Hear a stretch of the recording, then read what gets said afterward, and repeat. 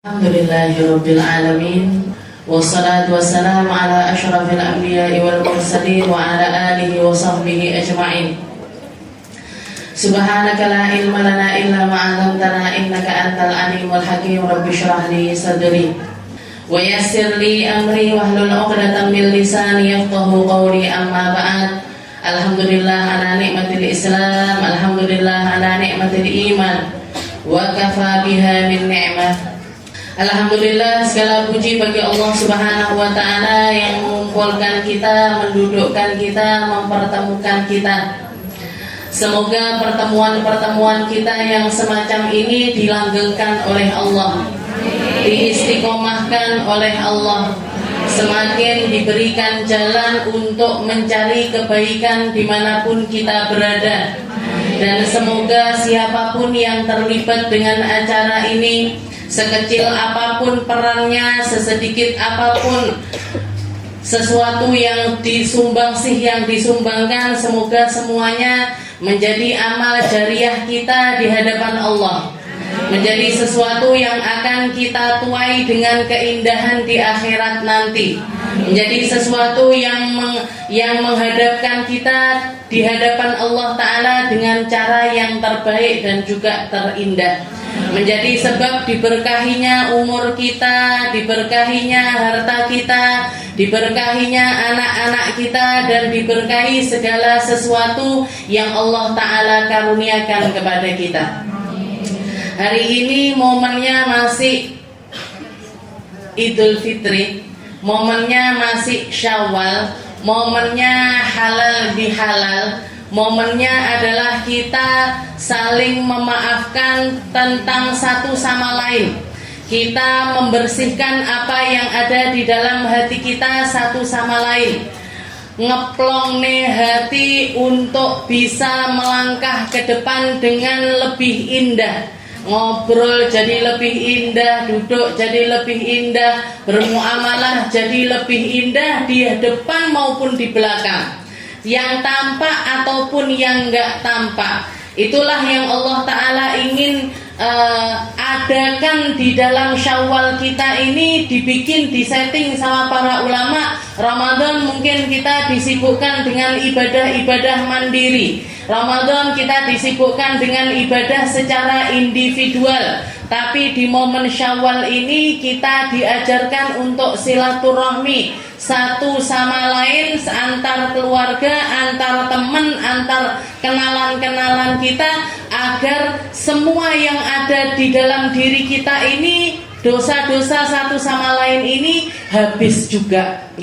Makanya kita salam-salaman, maaf-maafan, minal aidina wal faizin, kullu am wa antum bi khair. Biasanya ditambahi sama para ulama, kullu am wa antum bi khair. Semoga selama setahun penuh ini kita selalu ada di dalam kebaikan-kebaikannya Allah Subhanahu wa ta'ala. Oleh karena itu saya secara pribadi juga ingin mengucapkan mohon maaf kalau ada salah kata, kalau ada salah perilaku, kalau ada salah sikap dan lain sebagainya, mohon dimaafkan secara dohir dan juga secara batin. Ayo kita songsong Syawal kita ini dengan keadaan yang lebih baik daripada bulan-bulan kemarin ataupun juga hari-hari yang kemarin. Allah Subhanahu wa ta'ala mengatakan di dalam Al-Qur'an, "Wa man 'amila shalihan min dzakarin aw untha wa huwa mu'minun falanuhyiyannahu hayatan thayyibah." Allah Ta'ala menjanjikan hayatan thayyibah. Allah Ta'ala menjanjikan kehidupan yang penuh dengan nikmat, kehidupan yang baik, kehidupan yang diliputi dengan segala kebaikan dari Allah Ta'ala bagi hamba-hamba yang selalu dan selalu beramal soleh. Allah Ta'ala nggak peduli yang beramal ini mau laki-laki mau perempuan, selama dia adalah hamba yang beriman, maka dia akan dihidupkan oleh Allah Ta'ala dengan kehidupan yang baik. Dan janji kehidupan yang baik ini bukan cuma untuk nanti di akhirat, Bu, tapi mulai dari kita hidup di dunia, kita sudah ada di dalam kehidupan yang baik. sudah ada di dalam kehidupan yang bahagia, sudah ada di dalam kehidupan yang menenangkan, sudah ada di dalam kehidupan yang penuh dengan kenikmatan. Dan di sini bahkan Allah Ta'ala menggunakan kalimat wa falanuhyiyannahu hayatan thayyibah. Di awal dikasih huruf taukid, di akhir juga dikasih huruf taukid. Apa itu huruf taukid? Huruf taukid itu adalah huruf janji Allah dengan janji yang pasti, dengan janji yang gak mungkin dibohongi, dengan janji yang gak mungkin akan diingkari. Di awal ditambahi dengan pentakkitan, di akhir juga dikasih pentakkitan. Jadi seakan-akan Allah Ta'ala ingin mengatakan kepada kita, falanuhyiyannahu hayatan thayyibah. Wahai manusia, kalau kamu benar-benar pengen bahagia, kalau kamu pengen benar-benar tenang, kalau kamu memang benar-benar pengen di dalam hidupmu ini penuh dengan kenikmatan, jadilah hamba beriman dan jadilah hamba yang senantiasa beramal soleh. Maka kamu akan mendapatkan kenikmatan-kenikmatan tersebut di dunia sebelum akhirat, di sini sebelum di sana. Dengan keadaan ini, sebelum kamu mendapatkan keadaan setelah kematianmu, kamu akan mendapatkan kegembiraan yang sebenarnya. Manusia hidup di dunia ini, kalau jenengan nanya, semua orang ditanya pengen bahagia apa pengen sedih, pengen tenang apa pengen khawatir terus hatinya? Pengen tenang. Yang orang miskin, aku paling lek sugih engko senang. Yang kaya, aku kayaknya kalau liburan ke sana senang. Aku kalau bisa begini senang, kalau bisa beli tas baru senang, kalau bikin rumah baru senang, kalau dapat pekerjaan ini senang. Dikaitkan dengan perkara-perkara duniawi, dikaitkan dengan perkara-perkara yang nampak, padahal janjinya Allah Ta'ala, man amila solihan wa huwa mu'min. Cukup dengan 2 langkah kamu akan bahagia, cukup dengan 2 langkah kamu akan mendapatkan ketenangan. Jadilah hamba iman dan jadilah hamba yang berproses untuk jadi orang soleh. Taruh kesalehan di dalam hal apapun yang kamu miliki, taruh kebaikan di dalam setiap hal yang kamu langkahi. Waktumu habiskan untuk beramal soleh, hartamu keluarkan untuk perkara-perkara yang soleh. Pikiranmu tata dengan pikiran-pikiran yang positif. Hatimu masukkan perkara-perkara yang baik-baik aja, yang gak baik keluarkan, yang gak indah keluarkan, yang gak patut untuk kita masukkan keluarkan. Apa yang gak patut kita masukkan? Kebencian itu buruk, dendam itu buruk. Jangan diopeni, Bu. Jangan malah dibudidayakan di dalam hati kita. Wong kuwi apik ya tak apiki. Lek elek, aku luwih iso elek. Niki berarti napa? Membudidayakan keburukan di dalam hati. Padahal Allah Ta'ala man amila sholihan. Jadi orang baik. Mau orang enggak baik sama kita terserah. Mau orang mikir buruk sama kita terserah. Mau orang ngomong buruk tentang kita terserah.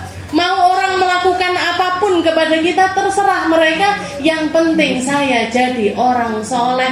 Ini loh, Bu, yang namanya kebahagiaan hakiki. Orang pengen bahagia, healing. Ayo neng Jatim Park, golek senang. Ngelihat taman bunga, golek senang. Ini golek senang. Ke pantai, kalau jenengan kaitkan dengan perkara semacam itu, gak akan ada habisnya, gak akan ada finishnya, gak akan ada puas-puasnya. Janjinya Allah Ta'ala cukup dengan hal yang man amila sholihan min dzakarin wa untha. Bahkan Allah Ta'ala ngasih pilihan, mau kamu laki, mau kamu perempuan, selama kamu jadi orang baik, selama kamu jadi orang beriman, falanuhyiyannahu hayatan thayyibah. Kamu akan hidup dengan cara yang indah. Kamu akan hidup dengan sangat terhormat. kamu akan hidup dengan pantauan istimewa dari Allah Subhanahu wa Ta'ala. Makanya kalau kita lihat, kalau kita mau memperhatikan orang lain, siapa orang yang paling gembira di atas muka bumi ini? Siapa orang yang paling mendapatkan ketenangan di atas muka bumi ini? Siapa yang paling berbahagia di atas muka bumi ini? Mereka-mereka yang berjalan dengan iman dan amal soleh. Mereka yang bahkan ketika kita melihat aja sudah menggembirakan. Orang baik, orang soleh, orang ahli iman, kita dekat sama mereka aja sudah di dalam hati ini gembiranya luar biasa. Nular bu senangnya, nular bu ketenangannya, nular bu keindahannya. Kenapa? Karena mereka adalah sosok-sosok yang diperindah oleh Allah Ta'ala. Saking indahnya kehidupan mereka, mereka ikut menerangi kehidupan orang lain. Mereka ikut menerangi kehidupan orang lain. Kita lihat imannya orang-orang soleh terdahulu. Kita lihat imannya para sahabat-sahabat Nabi terdahulu. Kita lihat orang-orang yang ada di sekitaran Nabi. Begitu masuk iman di dalam hatinya, begitu rasuk hatinya dengan keimanan, mereka bahkan rela meninggalkan apapun tapi hidup di dalam kebahagiaan. Ada seorang sahabat Nabi yang terkenal dengan kemewahannya di masa muda. Anaknya orang kaya, anaknya orang terpandang, dimanjakan oleh keluarganya dengan segala fasilitas yang menunjang apa yang dia inginkan. Seorang sahabat yang bernama Mus'ab bin Umair. Dikatakan Mus'ab ini mulai beranjak dewasa, istilahnya mulai masuk usia remaja. Anaknya orang kaya, terhormat, ganteng pisan. Jenengan bayangkan, ganteng, tinggi, putih, mukanya orang sekarang ngomongnya good looking. Jadi kalau sudah jalan semua orang, Mus'ab keluar dari rumah. Ditambah lagi dia sendiri sangat, istilahnya sama penampilan itu sangat menjaga. Jadi kalau orang sekarang nonton setil, lambine sing paling update, pakai kain yang terbaik, didandak nih gone tukang jahit yang terbaik, desainernya paling terkenal, bayar mampu dengan harga termahal sekalipun. Parfumnya bu, sampai para sahabat itu menceritakan Mus'ab kalau sudah keluar rumah 100 meter dari rumah itu ambune melok. Istilahnya dia jalan itu sudah jalan 100 meter itu baunya masih tersisa. Saking apa? Saking nyemprot parfum masih dupaan, masih ini dan jadi baunya itu luar biasa. Pakai kain termahal dan lain sebagainya. Begitu dia mencicipi iman, bu, begitu dia masuk ke dalam agamanya Nabi Muhammad Sallallahu Alaihi Wasallam, ditinggalkan semuanya. Bahkan beliau adalah salah seorang sahabat yang pertama kali diutus oleh Nabi untuk mendakwahkan agama Islam di negeri Madinah. Makanya Mus'ab bin Umair itu salah satu julukannya adalah Da'iyul Madinah, dai-nya negeri Madinah, karena beliau utusan pertamanya Nabi untuk dakwah ke negeri Madinah. Nabinya masih di Mekah, Mus'ab sudah ada di Madinah. Nabinya belum melaksanakan sholat Jumat berjamaah, Mus'ab bin Umair sudah sholat Jumat berjamaah di negeri Madinah. Ribuan orang yang diislamkan. Setelah Nabi Muhammad hijrah ke negeri Madinah, dikatakan Nabi Muhammad ngelihat Mus'ab bin Umair ini datang duduk di majelisnya Nabi dengan badan yang kurus kering, pakai pakaian yang termurah. Nangis Nabi Muhammad. Ingat dulu gimana Mus'ab dan seperti apa keadaannya sekarang setelah dia memeluk agama Islam. Ditinggalkan semuanya, hartanya, kemewahannya, jabatannya, fasilitas dari orang tua semua ditinggal. Begitu beliau masuk ke dalam agama Islam, fokus hidup di bawah naungannya Nabi Muhammad Sallallahu Alaihi Wasallam. Sampai kapan kehidupannya kayak gini? Sampai mati, bu. Mus'ab bin Umair meninggal ketika perang Uhud. Dicarikan dari hartanya Mus'ab ini. Ayo kita cari dari hartanya Mus'ab untuk membelikan kain kafannya Mus'ab. Katanya Nabi Muhammad, katanya para sahabat, ya Rasul, nggak tersisa apapun dari hartanya kecuali yang nempel di badannya. Yang kalau kainnya ditarik ke bawah kepalanya kelihatan, ditarik ke atas kakinya yang kelihatan. Kakinya kelihatan. Nangis Nabi Muhammad. Ini seorang Mus'ab bin Umair. Tapi apakah kalau ditanya Mus'ab, apa kamu sedih? Apa kamu merana? Apa kamu merasa terpuruk? Apa kamu merasa begini? Enggak. Katanya Mus'ab bin Umair, beliau ada di dalam naungan golongan yang dikatakan oleh Allah Ta'ala, fala nuhyiyannahu hayatan thayyibah. Makanya orang kalau punya iman dan amal soleh, apapun keadaan kita, seperti apapun keadaan kita, apapun yang sedang terjadi kepada kita, saya akan tetap baik-baik saja selama iman dan amal soleh ini ada di dalam hati saya, ada di dalam pikiran saya, ada di dalam kehidupan saya. Semuanya akan lebur, Bu. Masalah seberat apapun, musibah seberat apapun akan luntur dengan adanya iman dan juga amal saleh. Di dalam ayat yang lain Allah Ta'ala juga mengatakan, man asaba min musibatin illa biidznillah. Allah Ta'ala ingin mengingatkan kepada kita, musibah apapun yang datang kepada kita, ujian apapun yang datang kepada kita, itu tidak akan terjadi kecuali atas izin dari Allah.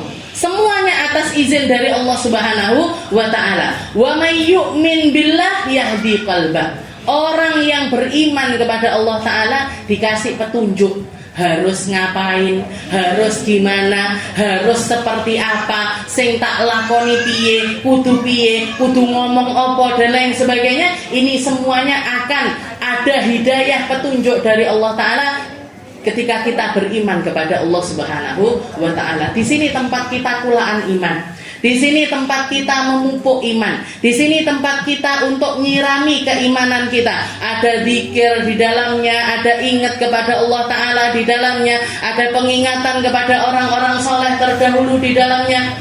Ini jadi tempat kita untuk nyari perkara-perkara yang baik dari Allah Subhanahu wa Ta'ala. Kita minta sama Allah Ta'ala, mugi-mugi semakin diberkahi, mugi-mugi semakin diramaikan, mugi-mugi seiring dengan bertambahnya jamaahnya juga bertambah juga keimanan di dalam hati kita. Semakin dengan bertambahnya jamaah yang ada di tempat ini, semakin bertambah juga ketulusan dan keikhlasan yang ada di dalam hati kita. Dan mugi-mugi Allah Ta'ala nambahkan keberkahan untuk hidup kita, nambahkan keberkahan untuk umur kita, nambahkan keberkahan untuk perkara-perkara yang ada di dalam hati kita. Yang sakit-sakit mugi-mugi disembuhkan sama Allah Ta'ala. Yang punya hutang mugi-mugi dilunaskan sama Allah Ta'ala. Yang sedang ada di dalam masalah, semoga sama Allah Ta'ala dikasih jalan keluar yang terbaik. Mungkin semua yang ada di tempat ini nggak keluar dari tempat ini kecuali semuanya sudah diampuni sama Allah Ta'ala, dirahmati sama Allah Ta'ala, pulang bawa oleh-oleh barokah, pulang bawa kebaikan, pulang bawa keindahan, pulang bawa perkara-perkara yang akan mengindahkan kehidupan kita di rumah-rumah kita. Dan mungkin sama Allah Ta'ala kita semuanya dikasih panjang umur di dalam ketaatan, panjang umur di dalam sehat walafiat, panjang umur, dan kita semakin banyak untuk memberikan kebaikan kepada orang lain. Dan mungkin sama Allah Ta'ala kita semuanya dikasih husnul khatimah, kematian yang baik, kematian yang indah, kematian yang penuh dengan ridho dari Allah Subhanahu wa Ta'ala. Ala hadhihi niyah wa ala kulli niyatin salihah wa ila hadratin Nabi Muhammad sallallahu alaihi wasallam bisirril Fatihah.